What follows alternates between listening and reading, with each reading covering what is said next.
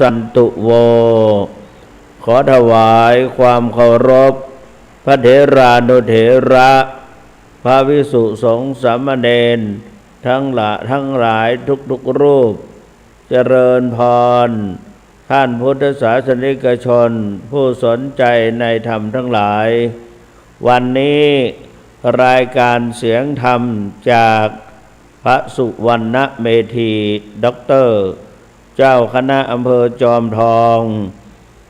เจ้าอาวาสวัดพระธาตุศรีจอมทองวรวิหารอำเภอจอมทองจังหวัดเชียงใหม่ได้ร่วมกับสถานีวิทยุวัดฝายหิน FM 104.5 เมกะเฮิรตซ์ฝายหินทุกวันพฤหัสบดีและวันคืนวันศุกร์1 ชั่วโมงเต็มตั้งแต่เวลา 22 นาฬิกาถึง 23 นาฬิกาเราก็จะได้มาพบกันดังนั้นในวันนี้ก็เช่นเดียวกัน การเวลาผ่านไปโบราณเขาถามว่ามียักษ์ตัวหนึ่งตัวใหญ่นักหนามีหน้า3 หน้ามีตา2 ข้างข้างหนึ่งสว่างข้างหนึ่งริบหรี่มีปาก12 ปากมีฟันไม่มากปากละ30 ซี่กินสัตว์ทั่วปฐพีสัตว์ตัวนี้คืออะไรใครคิดได้ช่วยตอบมา ก็คือการเวลาพระการเวลามีหน้า3 หน้าก็คือปีหนึ่งหรือว่ามี3 ฤดูปีหนึ่งมี3 ฤดูแล้วก็มีตา2 ข้างข้างหนึ่งสว่างข้างหนึ่งริบหรี่ก็ได้แก่กลางวันกลางคืนมีปาก12 ปากมีฟันไม่มากปากละ30 ซี่ก็1 ปีนั้นมี12 เดือนแต่ละเดือนนั้นเฉลี่ยแล้วก็30 วันโดยเฉลี่ย30 วันเพราะว่าบางปีก็มีว่าเดือนกุมภาพันธ์มี28 วันกุมภาพันธ์มี28 วัน4 ปีถึงจะมี29 ครั้งหนึ่ง ดังนั้นก็เฉลี่ยก็มี30 วันกินสัตว์ทั่วปฐพีการเวลาล่วงเลยไปพระพุทธเจ้าตรัสไว้ในอนิจจลักษณะว่าอัจเจนติการาตรยันติลัตติโยวโยคุณาอนุปุพังชะหันติแปลว่าการเวลาย่อมล่วงไปการเวลาย่อมล่วงไปราตรีย่อมผ่านไปชั้นแห่งวัยย่อมละลำดับไปเมื่อวันที่1 มีนาคมวันนี้วันที่3 วันที่1 มีนาคมเป็นวันอดีต เมื่อปีพุทธศักราช2497วันที่1 มีนาคมเวลาเย็นประมาณ4 โมงเย็นถึง5 โมงเย็นถึง6 โมงเย็นเนี่ยก็มีทารกน้อยคนหนึ่งเกิดมาในกระท่อมหญ้าคาอันนั้นก็ได้แก่เด็กชายแสวงนวลใจได้เกิดมาในตอนนั้นก็ตรงกับวันที่1 มีนาคมพุทธศักราช2497ไม่ได้คำนึงมานานแล้วก็รู้อยู่ว่ามันผ่านไปแล้วกว่าจะรู้ว่าวันเกิดมันผ่านไปแต่พอดีวันที่26 27 28เป็นวันสอบบาลีสนามหลวงทั่วพระราชอาณาจักรประโยคตั้งแต่ประโยค1-2 ถึงประโยคปท4สอบส่วนภูมิภาควัดพระธาตุศรีจอมทองวรวิหารเป็นหน่วยสอบหน่วย1ของจังหวัดเชียงใหม่ซึ่งมี3 หน่วยจังหวัดเชียงใหม่เป็นจังหวัดที่ใหญ่แล้วก็ยาวไปตามแนวของถนน ก็เลยเหนือสุดเป็นสำนักสอบฝ่ายเหนือสุดโซนสุดก็มี วัดอำเภอแม่อายอำเภอฝางอำเภออะไรเชียงดาวนี่ก็ดูมันจะใช่พร้าวแล้วก็ฝางแม่อายชัยปราการพวกนี้ก็อยู่ประมาณ8อำเภอแล้วก็มาที่สายกลางก็หลายอำเภอหน่อยแล้วก็มาสายใต้ก็8อำเภอก็มีอำเภอสันป่าตองอำเภอแม่วางอำเภอแม่แจ่มแล้วก็กัลยาณิวัฒนา กัลยาณิวัฒนาแล้วก็มาจอมทองดอยหลอจอมทองแล้วก็แม่แจ่มอมก๋อยดอยเต่าฮ้อนดูมัน9เกือบ8เหมือนกันสันป่าตองแม่วางเราก็มีดอยหลอจอมทองแม่แจ่มอมก๋อยดอยเต่าฮ้อน8อำเภอพอดีมาสอบมีนักเรียนก็ประมาณผู้สอบก็ประมาณ210รูป 210รูปก็พอดีก็มีฝ่ายการศึกษาฝ่ายเผยแผ่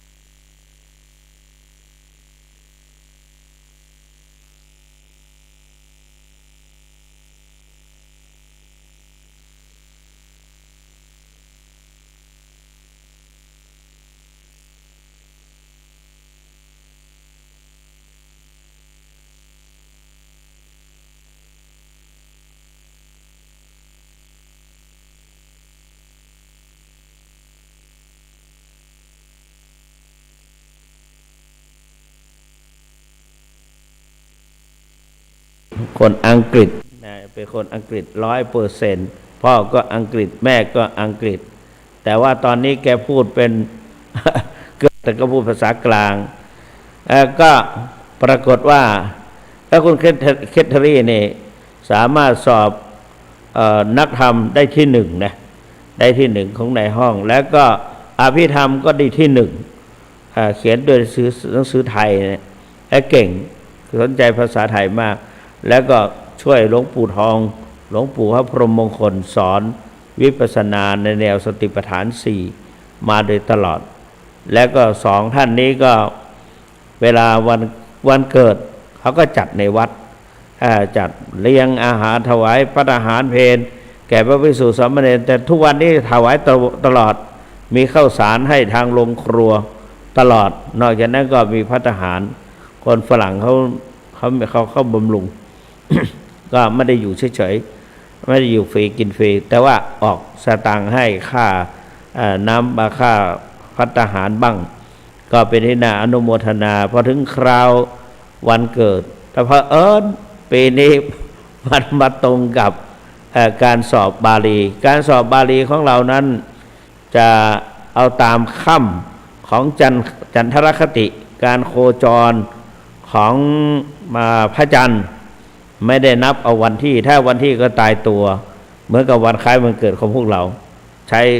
สุริยคติแต่ถ้าเราเอาตามค่ำแล้วก็ไม่ตรงสักปี อันนี้ก็อย่างเจ้าคุณเนี่ยเป็นวันแรม11ค่ำเดือน5เหนือนะวันเพ็ญเดือน3กุมภาพันธ์วันแรม11ค่ำก็หลังจากวันมาฆบูชาไป11วันเป็นเพ็ญเดือน3ก็ถ้าอยากตามนั้นก็ไม่ตรงคงไม่ตรงมันวันที่ไม่ตรงแต่จะตรงค่ำ จันทรคติซึ่งไม่มีใครนิยมกันก็คุณเคทอรี่ก็ตรงกับวันสอบบาลีสนามหลวงเป็นวันที่2พอดีก็สอบวันที่26 27 28ใช่26 ตอนนั้นและในวัดเราก็ได้เป็นเป็นรักษาการหรือว่าได้ประกาศแล้วก็ประกาศตั้งแต่วันที่19นะก็คือว่าเป็นปฏิบัติหน้าที่แทนปฏิบัติเขาเรียกว่าว่าที่ว่างั้นว่าที่เจ้าอาวาสก็คือประกาศไปเรียบร้อยแล้วแต่ยังไม่ได้รับใบแต่งตั้งก็เป็นว่าที่เจ้าอาวาส ก็เป็นว่าที่อยู่ก็เขาก็ให้เขาก็เลื่อนไปฝ่ายเลขาบอกว่าขอเลื่อนไปเพราะว่าเวลา10 นาฬิกานั้นน่ะทางผู้ว่าราชการเชียงใหม่จังหวัดเชียงใหม่ให้รองผู้ว่าราชการเชียงใหม่พร้อมด้วยนายอำเภอจอมทองข้าราชการทั้งหลายมารวมกันถวายภัตตาหารคือพระบาทสมเด็จพระเจ้าอยู่หัวทรงพระกรุณาโปรดเกล้าพระราชทานถวายภัตตาหารเพลแด่พระภิกษุสามเณรผู้สอบบาลีสนามหลวงถวาย อาหารเพลมีกล่องเดียวอยู่ในด้วยกันนั่นแหละก็ทุกรูปถือว่าเป็นอาหารอายุวัฒนพิเศษอาหารพิเศษเป็นในนามของเจ้าฟ้าเจ้าแผ่นดินถวายแล้วก็เข้าสอบก็จึงทำให้เกิดความปลื้มใจพระผู้ที่สนองพระเนตรพระกันตลอดถึงพระที่จะสนองงานของพระบาทสมเด็จเจ้าอยู่หัวก็คือท่านผู้ว่าราชการจังหวัดแต่ละจังหวัดแล้วก็มันมี3 สนามสอบผู้ว่าราชการจังหวัดเชียงใหม่ก็แบ่งกันไป3 สนามสอบแม้เจ้าหน้าที่ฝ่ายพุทธศาสนาสำนักพุทธศาสนาแห่งชาติจังหวัดเชียงใหม่ก็แบ่งออกเป็น3 กรุ๊ป ก็มาด้วยความสะดวกแล้วก็นายอำเภอนั้นก็มาถวายเพราะฉะนั้นเวลาที่จะจัดวันเกิดให้คุณแคทเธอรี่เนี่ยมันทำไม่ได้ท่านพระครูประหลัดสุวรรณมงคลสิทธิคุณก็บอกว่าเอาไปไว้วันที่1 มีนาก็แล้วกันสอบเสร็จแล้วเอาไปวันที่1 มีนา แต่เผอิญเราก็ใครนะเกิดวันที่1เขาก็บอกแคทเธอรีโยมเคทว่างั้นเราก็บอกเราก็ความจริงมันควรเกิดอาตมาเนี่ยนะวันที่1เนี่ยว่างั้นเกิดของเจ้าคุณพระสุวรรณเมธีแต่ว่าไม่เคยพูดถึงไม่เคยจัดว่างั้นวันนี้ก็มาไหนก็มาในงานเขาฝนตกก็ขอพลอยฟ้าพลอยฝนไปด้วยแต่ก็เขาก็เห็นว่าเจ้าวาดองค์ใหม่เพิ่งเป็นนี่ยังไม่ได้รับแต่งตั้งได้รับพระราชวินิจฉัยให้ดำรงตำแหน่งเจ้าวาดพระอารามหลวงทุกคนก็ดีใจเราก็เป็นหัวหน้าเป็นประธานสงฆ์นิมนต์19 รูปหรือได้19 รูปมั้ง ก็เราก็เป็นผู้ที่ตั้งก็นำสวดนำเจริญพระพุทธมนต์ให้พอเสร็จเรียบร้อยก็ปรากฏว่าทุกคนก็อยากเรียกว่าแฮปปี้นิวเยียร์แฮปปี้เบิร์ธเดย์นะแฮปปี้เบิร์ธเดย์กับท่านเจ้าคุณ หันมาให้ความสนใจเจ้าคุณสุวรรณเมธี แล้วก็อีกวันรุ่งขึ้นก็เป็นวันพระเท้าเลยประธานกรรมการวัดพอรู้ก็ขออนุญาตพาญาติโยมพาชาวบ้านได้แสดงความยินดีในวันเกิดของท่านเจ้าคุณก็เลยได้ไม่ว่ากันวันนั้นทั้งวันแม่ชีโยคีผู้ปฏิบัติธรรมแล้วก็หลายๆที่ตลอดถึงสำนักภิกษุณีนิโรธาราม ก็ซึ่งท่านได้ถึงแก่มรณภาพลงไปก็ลูกศิษย์ลูกหาก่อนที่คุณจะขึ้นเทศเขาให้เทศพอดีในวันพระวันนั้นกลางคืนเนี่ยแล้วก็จะขึ้นเทศเขาก็บอกว่าทราบข่าวว่าวันคล้ายวันเกิดของจูอาตมาไม่ได้จัดว่างั้นพอดีโยมไปพลอยฟ้าพลอยฝนกันไปกับเขาความจริงวันเกิดของโยมแคทเธอรี่ก็เลยแต่เขาก็ไม่ละเขาอยากแสดงถ้าเจ้าคุณเขาก็หามา ดอกไม้ธูปเทียนมาก็แสดงความดีใจแต่ไม่ถึงกับร้องเพลง Happy Birthday to you ไม่มี เนี่ยการเวลาทีนี้เราทำให้เราสะดุ้งพระเจ้าตรัสว่าอัจเจนติการาตรยันติรติโยวโยคุณาอนุปุพังชะหันติการเวลาย่อมล่วงไปราตรีย่อมผ่านไปชั้นแห่งวัยย่อมละลำดับไปเราก็แก่ไปนับไปนับมาแสดงว่าตอนนี้69แล้ว69ย่างมาได้เกิดวันที่1ในวันนี้วันที่3ก็แน่มาครบ3วันเมื่อประมาณ6 โมงเย็นเนี่ยครบ3วันเพิ่งเกิดได้3วันวันเนี้ย ก็นึกขำเหมือนกันว่าแก่ไปทุกปีก็ไม่ว่ากันก็เป็นทำให้เราได้นึกถึงพระพุทธเจ้าไม่ได้สอนให้เรานึกถึงวันเกิดท่านสอนให้นึกถึงวันตายมีปัญหาถามว่าเราจะตายเมื่อไหร่ตายที่ไหนและแผ่นดินตายด้วยโรคอะไรตายด้วยโรคอะไรตายที่ไหนตายแล้วจะไปไหนพุทธเจ้า ไม่ให้ประมาทให้รีบทำกิจที่ตนที่จะต้องทำว่าอเชวคิจมาตปังโกชัญญามรณังสุเวพึงทำกิจที่ควรจะทำนะเพราะว่าเราไม่มีใครที่จะรู้ได้ว่าความตายจะมีในวันพรุ่งนี้การสอนให้ทุกวันนี้ก็เสียวๆเหมือนกันแหละเมื่อคืน เมื่อคืนที่ผ่านมาเมื่อวานที่ผ่านมาได้ดอกไม้มาเยอะหลายพานก็เอาดอกไม้ไปวางไว้บูชาโยมพ่อโยมแม่ในห้องบูชาหลวงปู่ทองแล้วก็หลวงปู่ครูบาวัดพระพุทธบาทตากผ้าหลวงปู่ครูบาหลายครูบาที่อยู่ในห้องเอาเตียงถวายพระหลวงปู่ทั้งหลาย ก็พานเดียวแล้วก็ถวายพ่อ1 พานพ่อกับแม่1 พานแล้วก็ยังนึกอยู่พอเอาไปแล้วเนี่ยไปถวายก็ประเคนไว้ด้านนั้นแล้วก็อธิษฐานขอบูชาคุณพระบิดามารดาที่ได้ถนอมกล่อมเกลี้ยงเลี้ยงดูเรามาให้ชีวิตและกายาให้การศึกษาทุกด้านให้สถานที่อยู่อาศัยให้น้ำใจอันบริสุทธิ์ยามกินก็ป้อนยามนอนก็กล่อมยามเจ็บก็รักษายามมีปัญหาก็เป็นที่พึ่งได้แต่ว่าท่านเหล่านั้นเป็นบุคคลที่สำคัญแก่เราเยอะเป็นอย่างยิ่งคือเป็นมิตรในเรือนเป็นเพื่อนในบ้านเป็นอาจารย์ประจำชีวิตและเป็นพรหมลิขิตชีวิตของลูกทุกคนไม่มีท่านก็ไม่มีเรามีท่านจึงมีเรามีเราไม่มีท่านก็ได้นะ เพราะฉะนั้นแต่เราท่านทั้งหลายก็มาลำลึกนึกถึง คนเรา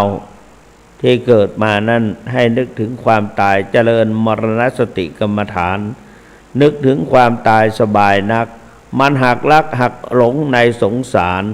บรรเทามืดโมหันอันธการทำให้หายสะดุ้งไม่ยุ่งใจมีคุณโยมคนหนึ่งก็ไปเรียกว่าโยมน้องก็แล้วกันอายุท่านน้อยกว่าแต่ท่านเป็นอาจารย์สอนอยู่ในมหาวิทยาลัยเชียงใหม่ ในข้างหนึ่งแล้วก็เราก็เลยว่าอาจารย์แต่ตอนนี้มาทำงานอิสระก็มาเปิดร้านขายเครื่องไฟฟ้า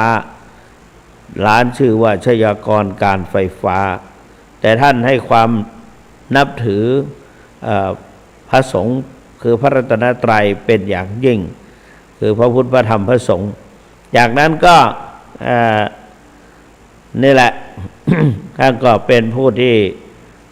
เข้าวัดตลอดเข้าวัดเข้าวาบูชาพระเพราะนั้นแต่ว่าแกเกิดวันที่29 กุมภาพันธ์ 4 ปีมีครั้งท่านก็เลยบอกว่าถ้าหากว่าตุลุงเจ้าคุณน่ะจัดวันเกิดวันไหนก็จะมาร่วมด้วย เพราะว่าแกถือว่าเป็นวันที่29อยู่ถ้าท่านเจ้าคุณจัดเจ้าคุณบอกว่าเจ้าคุณไม่ได้เกิดวันที่29นะแต่ว่าเกิดวันที่1 มีนาแต่ว่าวันที่1นั้นตั้งแต่เช้ามาจนถึงเที่ยงก็ยังไม่เกิดแม่ยังไม่เกิดเราเลยจนถึง4 โมงแม่เพิ่งปวดท้องก็ประมาณ4 โมงถึง6 โมงเย็นเพราะฉะนั้นในวันที่1 กลางวันจึงไม่ใช่วันเกิดเราจึงไม่ใช่วันเกิดเราจะไป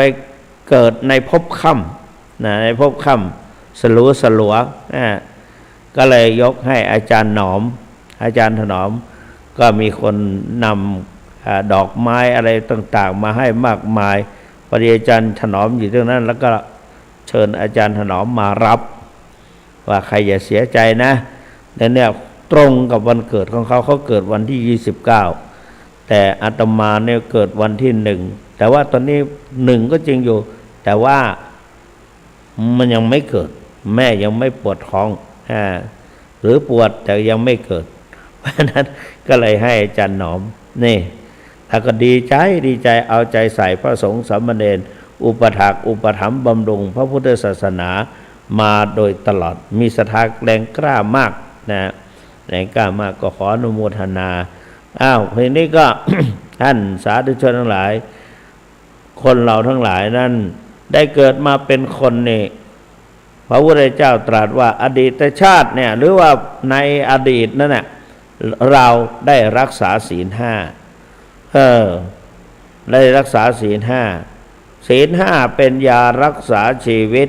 ให้ผ่องพิษเพิดแพร้วแก้ววิเศษรักษากายวาจาฆ่ากิเลสจากเป็นเหตุได้กำเนิดเกิดเป็นคนศีลทรงทำให้สูงศีลปรุงทำให้สวยศีลนำทำให้รวยศีลช่วยทำให้รอดจากอบายภูมิได้มาเกิดเป็นคนเกิดเป็นมนุษย์ เพราะนั้นก็เราก็ได้รักษาศีลทีนี้เราอยากจะคนเราทั้งหลายเกิดมาเป็นคนมากมายบางคนก็ส่วนมากก็มีกินมีใช้มีชินมีใช้มีอุปโภคบริโภคบางท่านก็เหลือเฟือเพราะว่าเราเคยได้ทำทานมาก่อนเราเคยให้ทานมาก่อนคืออย่างเราจะ ก่อนจะทำก็มีใจแช่มชื่นเบิกบานแช่มชื่นเบิกบานในขณะที่ทำก็มีจิตใจผ่องใสนะมีใจผ่องใสมีใจผ่องใสคันทำไปแล้วก็ไม่เสียดายมีจิตใจโอบอ้อมอารีนะมีจิตใจเลื่อมใสศรัทธาในบุญในกุศลของตนอยู่ตลอดเรียกว่าจาคานุสติระลึกถึงทานที่ตนบริจาคแล้วเราได้ทำทานได้ทำบุญสุนทานอะไรได้บำเพ็ญอะไรมาญาติโยมจดบันทึกไว้นะมีกระดาษเศษจดบันทึกไว้เราเคยได้ทำบุญสุนทานถ้าย้อนไปได้ทำบุญอะไรบ้างถ้ารู้ก็ถ้าสามารถกำหนดราคามันได้อีกยิ่งดี ที่รู้เช่นนี้เพราะว่าสมัยอาตมาเป็นเด็กแม่ก็อับจนคนส่วนมากก็จนทั้งนั้นแหละแต่ว่าทางวัดเนี่ยครูบาปันหลวงพ่อครูบาปันว่าวิหารเนี่ยมันจะล่ม เพราะว่าข้างบนก็ใช้ก้อนอิฐก่อมันก็จำทีทำได้ได้ว่าผนังเนี่ยมันใหญ่ผนังของวิหารอาคารศาลาอะไรต่างๆเนี่ยหนาเกือบเมตรหนึ่งพอดีมั้ง เราเป็นเด็กเรายังเข้าไปอยู่ในซอกหน้าต่างได้ นั่งอยู่ในหน้าต่างได้เป็นเม็ดยืนก็ได้ก็เป็นเด็กนะยืนในช่องหน้าต่างเป็นเม็ดทีนี้ก็หลวงปู่ครูบาปันก็ปรึกษาญาติโยมการสร้างวิหารคราวนี้เป็นใช้เวลายาว13 ปีกว่าจะได้ปล่อยหลวง13 ปี เริ่มรื้อปีพุทธศักราช 2504แล้วยังไปยืนดูอยู่เลย 504ก็505ประมาณ504นั่นก็เริ่มสร้างไปสำเร็จเอาปอยหลวงปีพุทธศักราช2518 จำได้ว่าเราเป็นพระได้1 พรรษาหรือ2 พรรษานี่แหละครูบาวัดพระพุทธบาทตากผ้ายังไปด้วย ถ้าไม่พูดมาถึงตอนนี้เพราะว่าการสร้างวิหารหลังนี้ใช้เวลานานและก็ปัจจัยที่หรือว่าเงินที่ได้มาจากข้าวสารบ้างข้าวเปลือกบ้างของชาวบ้าน แม่ตอนนั้นข้าวลิตรละบาทถัง20 บาทข้าว1 ลิตรข้าวสารนะ1 ลิตรละบาท1 ลิ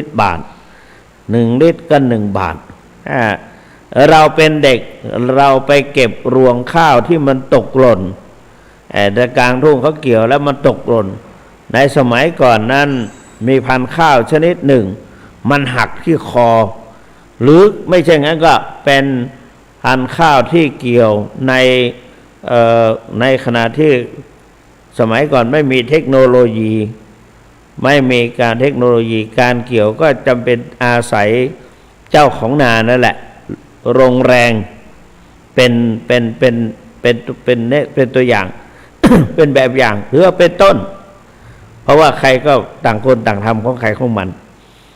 ทีนี้การทำนั้นน่ะพอกลางคืนมาก็น้ำค้างลงสมัยก่อนหน้าฤดูหนาวก็หนาวจริงๆในฤดูเกี่ยวข้าวนั่นแหละหลังเพ็ญเดือน12เมื่อเริ่มหนาวละมันหนาวจริงแล้วก็มีหมอกน้ำค้างตกลงมาแล้วก็กลางวันก็อาจจะมีลมพัดบ้างฝนบ้างหรือแดดส่องบ้างก็ทำให้รวงข้าวนั้นหลุด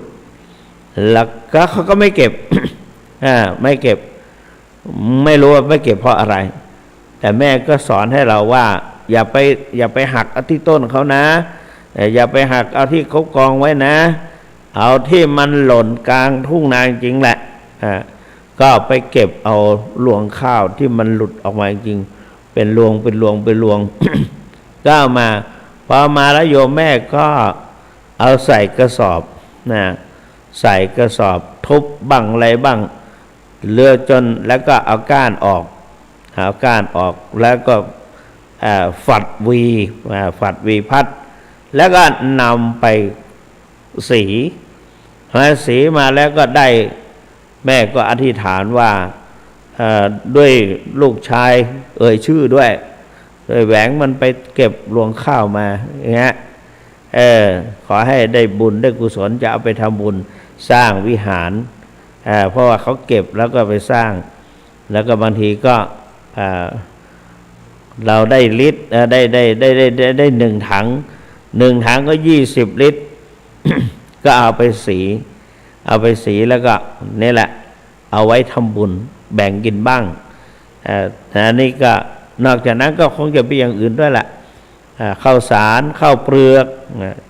ปีหนึ่งทำไปกี่ครั้งรวบรวมเป็นปัจจัยเป็นเงินพอถึงใกล้จะฉลองใกล้จะปล่อยหลวงแม่เอาบัญชีนั้นมารวบรวมดูได้เยอะเหมือนกันน่ะ13 ปี13 ปี ก็หลายพันบาทก็เป็นที่น่าโมทนาบุญเก่าบุญสั่งสมไว้ตั้งแต่ต้นจนมาถึงเขาจะฉลอง แล้วก็ทำบุญใหม่ก็ได้แก่การฉลองอบรมสมโภชเขาจนเด็กชายแสวงกลายเป็นพระแสวงปัญญาปโชโตมาร่วมในงานฉลองด้วย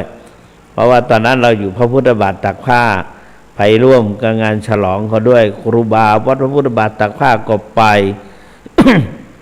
สมัยนั้นก็คงจะไม่มีงานมากเท่าไหร่ท่านก็เมตตามาเนี่ยก็การเวลาผ่านไปแต่ปัจจุบันนี้ก็เป็นอันว่าเราก็ได้69ย่างเข้ามาก็คนเก่าๆแก่ๆก็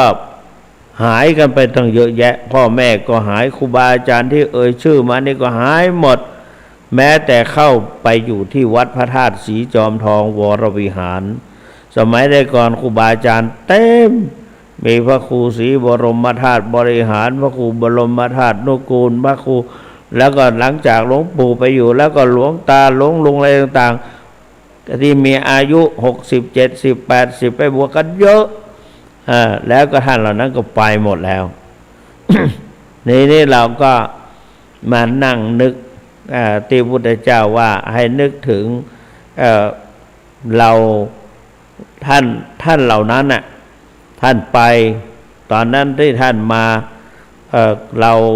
เป็นพิธีกรในงานเวลารดน้ำศพก็มักจะพูดเสมอว่าเหมือนคนตายสอนคนเป็นว่าเราดูมือของท่านเนี่ยที่เรารดน้ำเนี่ยเหมือนคนตายเหมือนหลวงพ่อหลวงตาองค์นั้นจะบอกว่าฉันขอแบมือให้รู้ว่าเมื่อตอนฉัน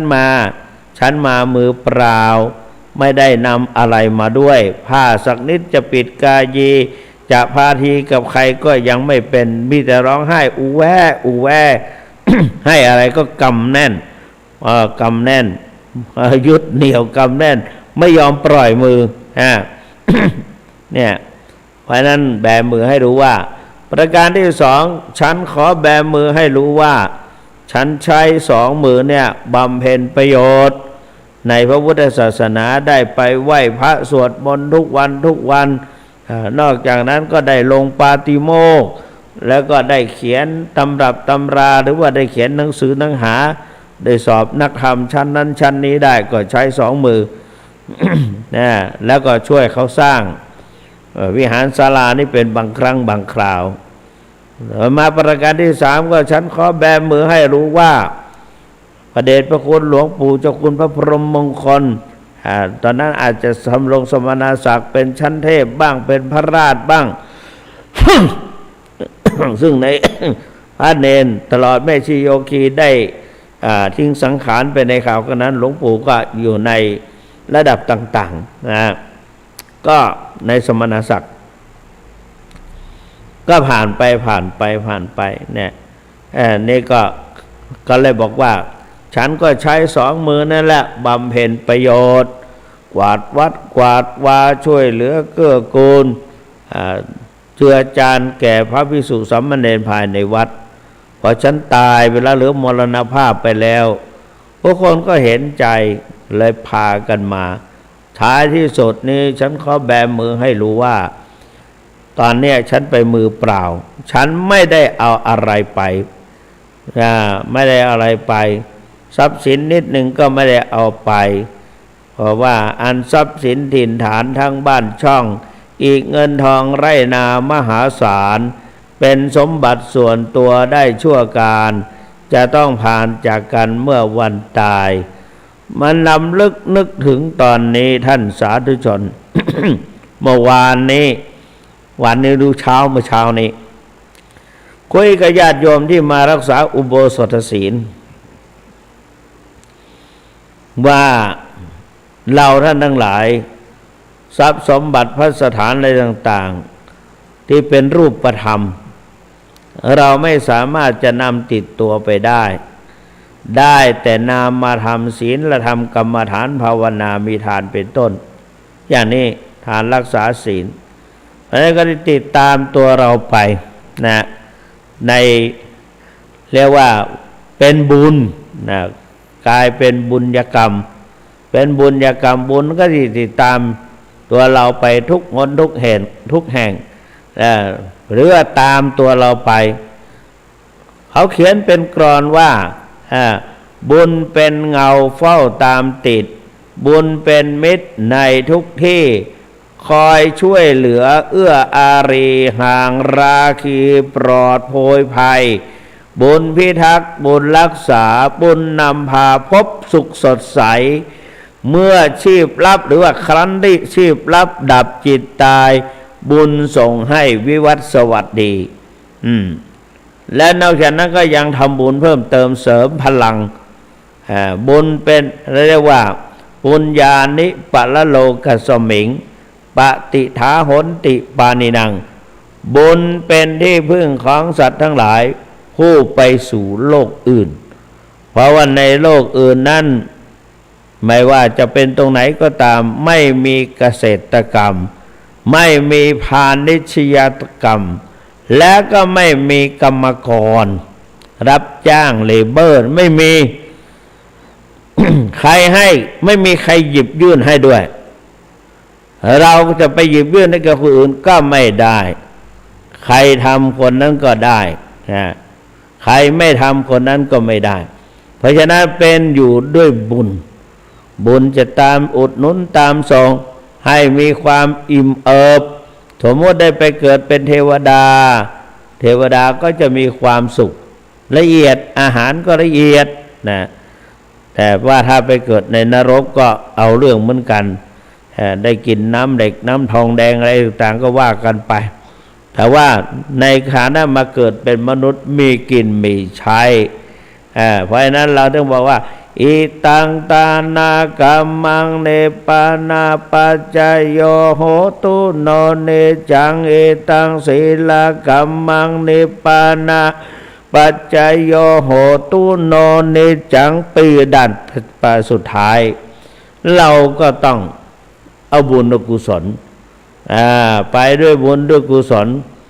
จัดเป็นบุญก็เป็นกุศลกรรมบาปไปแล้วกรรมมุนาวัตติโลโกว่าไปแล้ว เพราะฉะนั้นเราท่านทั้งหลายก็มีบุญโยมท่านนี้โยมได้ทำบุญไหมบุญเข้าในตัวโยมไหมนึกถึงตอนนี้บุญมันจะเข้าตัวเราเรานั่งฟังเทศน์ก็บุญเข้าในตัวเราเพราะเรามีศรัทธามีจิตเลื่อมใสใจผ่องแผ้วในการฟังธรรมฟังเทศน์ฟังธรรม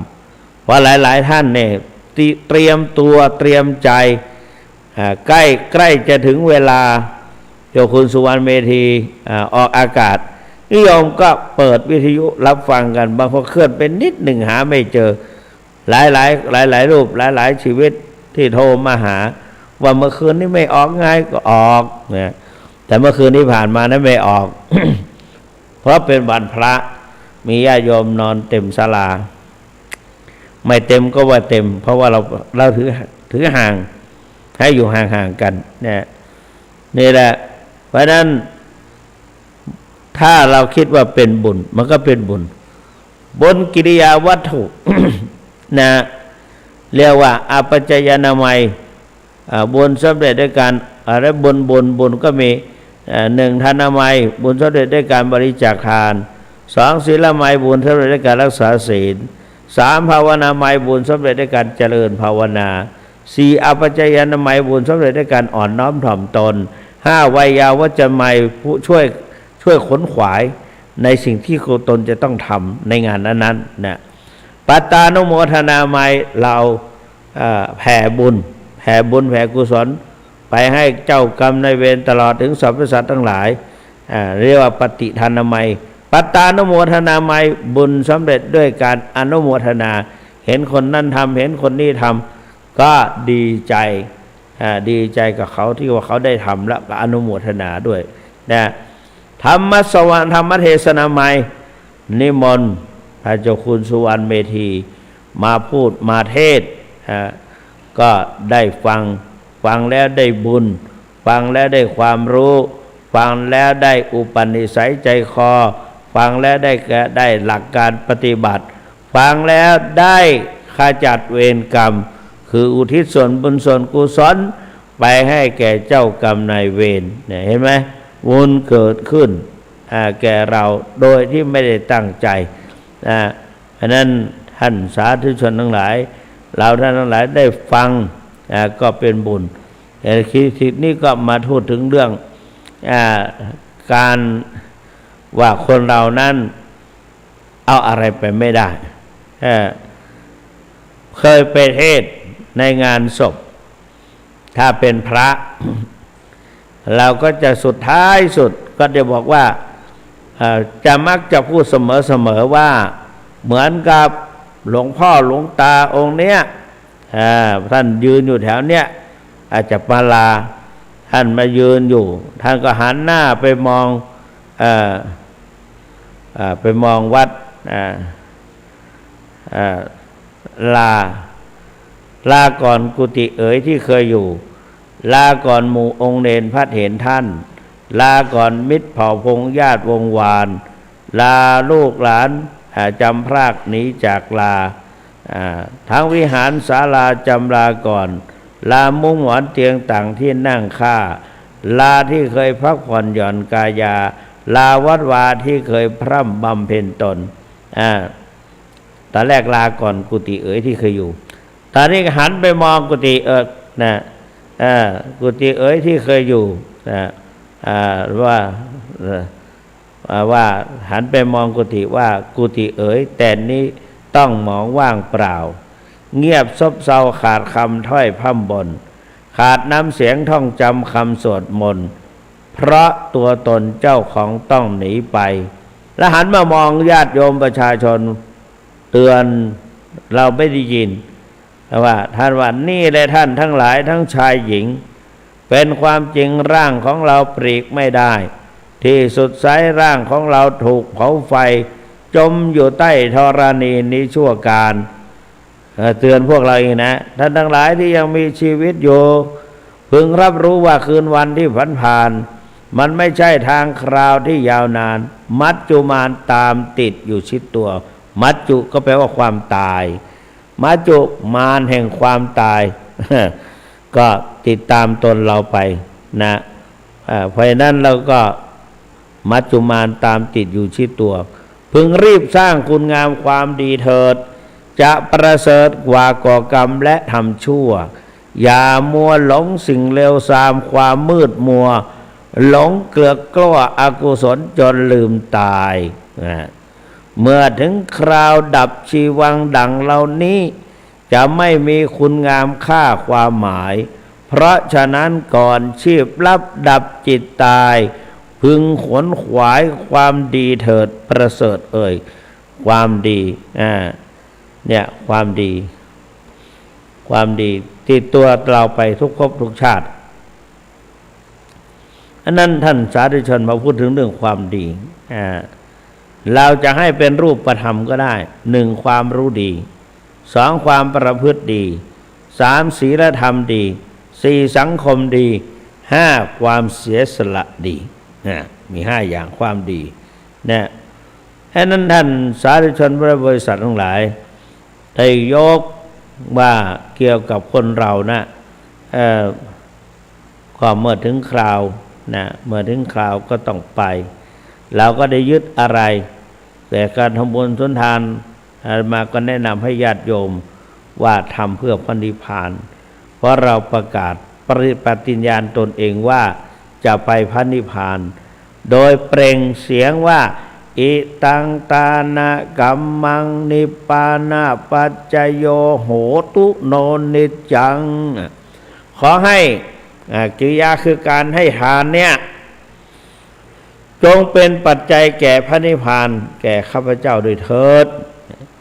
อิตังศีลกัมมังนิปปานะปัจจโยโหตุโนนิจจังการรักษาศีลก็เหมือนกันนะการรักษาศีลก็ขอให้ได้มรรคผลนิพพานเพราะศีลังโลเกอนุตตรังศีลเป็นเยี่ยมในโลกศีลเป็นเยี่ยมในโลกอันนั้นรักษาศีลก็คือการที่เว้นจากข้องดเว้นควรงดเว้นต่างๆรักษาศีลเนี่ยยังเป็นการหลักประกันศีลข้อที่1เป็นหลักประกันชีวิตศีลข้อที่ที่2เป็นหลักประกันทรัพย์สินศีลข้อที่3เป็นหลักประกันครอบครัวศีลข้อที่4เป็นหลักประกันสังคมศีลข้อที่5เป็นหลักประกันสุขภาพนะพอรักษาศีลดีๆก็สุขภาพเราก็ดีแข็งแรงอันนั้นท่านสาธุชนทั้งหลายวันนี้ความจริงแล้วตั้งใจจะพูดอีกอย่างหนึ่งแต่มันก็ไปอีกอย่างหนึ่งตัวพอพูดไปพูดมาแล้วก็วันเกิดวันอะไรต่างๆทะลักมาเสียก่อนตอนแรกตั้งใจจะไม่พูด ไม่ให้ใครรู้วันเกิดวันไหนไม่พูดละเพราะงั้นแต่ว่าพอดีมีคนแสดงความดีใจแฮปปี้เบิร์ธเดย์มาก็บางคนก็พูดเป็นภาษาไทยบางคนก็พูดมาเฉยๆบางคนก็มีข้าวน้ำโภชนาหารมาให้มาบูชาอายุวัฒนมงคลว่างั้นถึงตาที่ตายจะทำยังไงก็ต้องตายแต่ว่าเราก็ไม่ประมาทไหว้พระสวดมนต์ประพฤติปฏิบัติเดินกราบสติปัฏฐานสี่เดินจงกรมและนั่งสมาธิกำหนดความเกิดดับของรูปนามกำหนดความเกิดดับของรูปนามอันนั้นวิธีก็คือเราเคยอุปนิสัยเราได้สั่งสมอบรมเกี่ยวกับอานาปานสติมาก่อนหรือเรียกอย่างหนึ่งบทพุทธคุณธรรมคุณสังฆคุณเราได้นำเอาบทพุทธคุณธรรมคุณสังฆคุณมาสาธยายมาไหว้มากราบมาไหว้มาบูชาทุกครั้งพูดมาถึงตอนนี้เหลืออีก14 นาที14 นาทีท่านสาธุชนทั้งหลายจะเปิดโอกาสให้ญาติโยมได้คุยกับท่านเจ้าคุณ0817830215มาคุยกันก็ได้นะไม่ว่ากันเพราะว่าตอนนี้ท่านเจ้าคุณรู้สึกว่าสลึมสลือก็ง่วงนอนมาละพยายามที่จะไม่ให้หลับ0817830215โยมโทรเข้ามาแล้วสงสัยปลาคอยใต้มั้งเนี่ยนะเจริญพรอันนี้ที่ไหนแม่ริมเนาะสาธุอนุโมทนาเนอแม่ริม081783เจริญพรอันนี้ปะคอยใต้เนาะดอกตะล่อมที่ไหนยายแดงดอกตะล่อมนะขอบคุณมากยายแดงนะยังเป็นกำลังใจให้อยู่ขอบคุณเจริญพรยายแดงปิดกรรมมีคนโทรเข้ามาเจริญพร081ยายแดงไปปิดกรรมกดปิดมาละเจริญพรอันนี้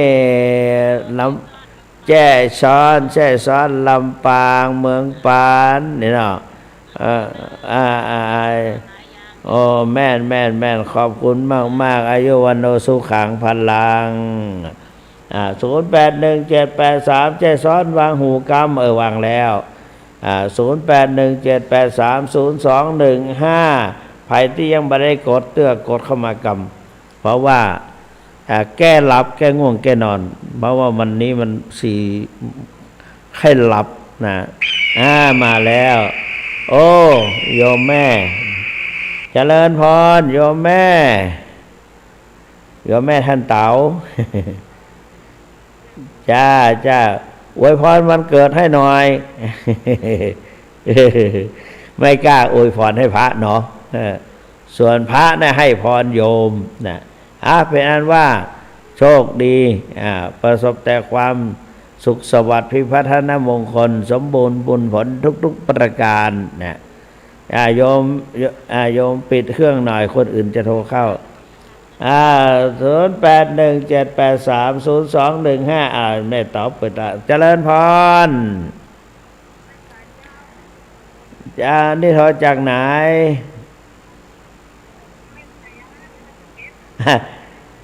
แม่ห้อยเงินพระครูหิรันน่ะพระครูนั่น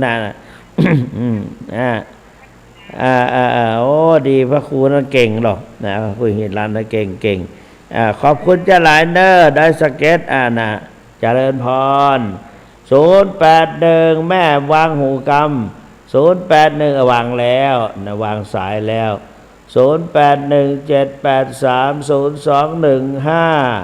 ใครยังไม่ได้โทรเข้าไปกรรมสว่างตาเริ่มลืมขึ้นแล้วนะ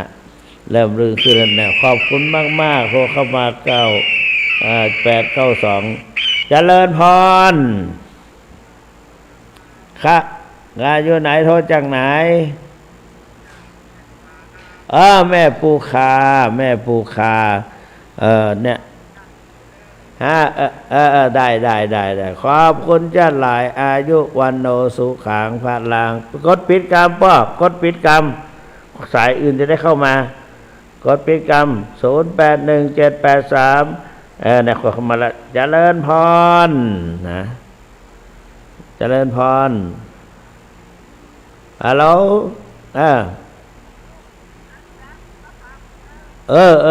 แม่ผันแม่บัวผันเป็นห่วงขอรักษาสุขภาพด้วยใช่เดี๋ยวจะไปหลับแล้วนะได้ตื่นตี 4แม่นอายุวันโนสุขังพลังแม่ผันนะวางหูกรรม0817830215กดปิดหน่อยแม่ผันวางหูแล้วนะใครจะกดเข้ามาอีกกดเข้ามา เหลืออีก9 นาทีมีค่านะแม่ผันยังโทรเข้ามาเลยนะรักษาสุขภาพดีๆนะตุเนอก็ขอขอบคุณแม่บัวผันแม่ผันเป็นลูกสาวของพ่อแก้วแม่คำฟุงป้าหลวงแก้วแม่คำฟุงนะเป็นพี่สาวแม่คำฟุงเนี่ยเป็นพี่สาวของพ่อถาก็คือบิดาของท่านเจ้าคุณพระสุวรรณเมธี ก็เป็นญาติกันเป็นพี่เป็นน้องเป็นญาติกัน0817830215ใครได้ฟังก็กดหน่อย0817830215กดเข้าไปหน่อยพรุ่งนี้จะหาเรื่องเพราะมาให้ฟังถ้าไม่กดแล้วก็มาอาจจะ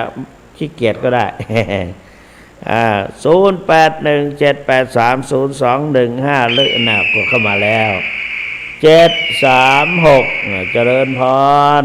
โทรจากไหนเอ่ยนะล่องบัวแดงจันกำแพงขอขอบคุณจัดนักนะแม่เนอนะล่องบัวแดงนี่พระครูเปิ้นเก่งวัดงามนะอายุวันโนสุขังพลังแม่วางหูกรรมคนอื่นจะได้โทรเข้ามากดวางหูเลยนะเข้ามาแล้วเจริญพรเจ้านี่โทรจากไหนดอยสะเก็ดเด็ดสะกอยนะลงใต้วัดลงใต้วัดมหาวินัยนั่นเนาะนั่นน่ะโอ้ดีใจเนออายุวันโนสุขังพระลางกดปิดกรรมเข้ามาแล้วขอบคุณมาก081เจริญพร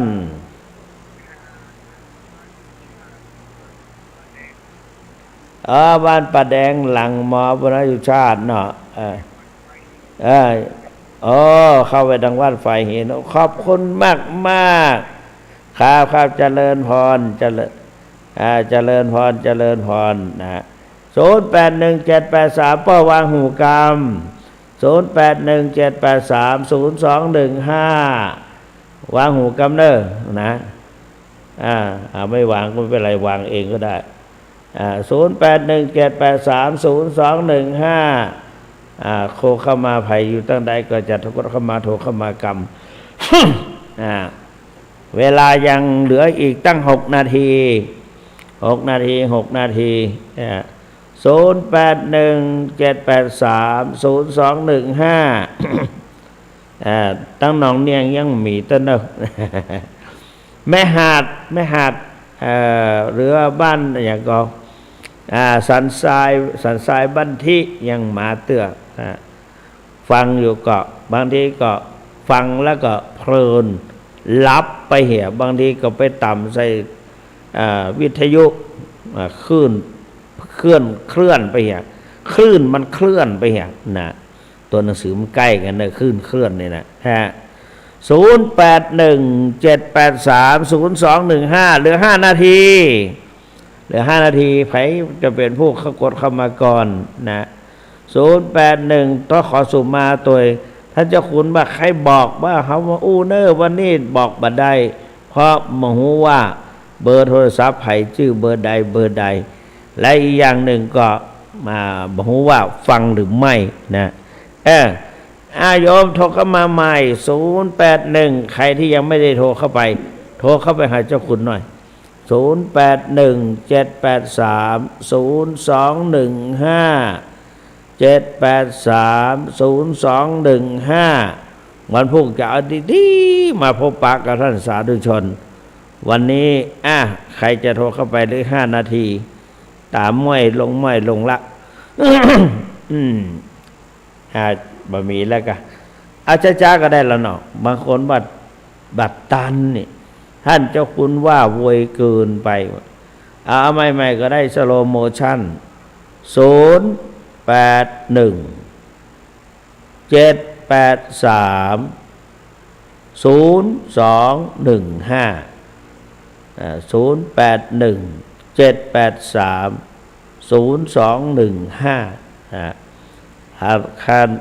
หลือ4นาทีเหลืออีก4นาที4นาทีมีความหมายนะเข้ามาแล้ว143เจริญพรค่ะโทรจากไหนคะห้วยไซใต้นะเมื่อก่อนนะห้วยไซเดี๋ยวป๊อดถ้าเปิดมีโรงงานหีบน้ำอ้อยเด้อเนาะห้วยไซนะดีละคุณแม่กะขอบคุณเจ้านักโยมแม่ขอขอบคุณปรารถนาสิ่งใดให้ได้สิ่งนั้นคิดสิ่งใดให้สมมาตรปรารถนาเหลืออีก4นาที0817830215ถ้าโยมกดนะมันเวยถ้าปล่อยอาตมากดมันขึ้นมาแล้วมันบัดเข้าสักกำแต่ถ้าว่าโยมของกดเนี่ยไผกดมันก็จะเข้าทันทีทันใดก็อาตมาถึงบอกวางหูน้อยก็หมายว่าคนที่สนทนากับอาตมากดปิดกรรมเนี่ย ไม่ใช่วางโทรศัพท์ เหลือ3นาทีนะ0817830215 3นาทีมีความหมายนะเหลือแถม3นาที0817830215เจริญพรโทรเข้ามาเหลือแถม2นาที2นาทีใครจะมาปิดแล้วเร็วตุริตังอาคัจฉทะหรือ2นาทีมีความหมายให้จะหมดแล้วเนาะคนฟังประจำยังจะมีอยู่ก่อนคนฟังประจำมีอีกไหมคนฟังประจำขอกดมาหาอาตมาหน่อยเบอร์ที่อาตมาใช้ก็0817830215นะ0817830215เหลือเวลาอีก1นาทีโดยประมาณนะ1นาทีแต่เนี่ยโทรเข้ามาไวๆตุริตังอาคัจฉตาเบอร์สุดท้าย0817830215เบอร์สุดท้าย ใครจะมาปิดให้เบอร์สุดท้ายจะลองดู081กดมาแล้วได้กดมาอีกครั้งหนึ่งก็ได้เบอร์สุดท้ายไวๆหน่อยตุริตังเวลาเคลื่อนไปจะจบอยู่แล้วมีอีกไหมดังช้าๆหน่อยก็ได้0817830215เหลือแถม30วินาทีมาแล้วเจริญพร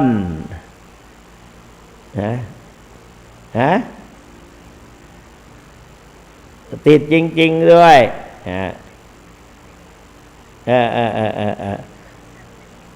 แม่โจ้น่ะโอ้ขอบคุณจัดหลายอาตมาอยู่วัดพระธาตุศรีจอมทองวรวิหารท่านเจ้าคุณพระสุวรรณเมธีด็อกเตอร์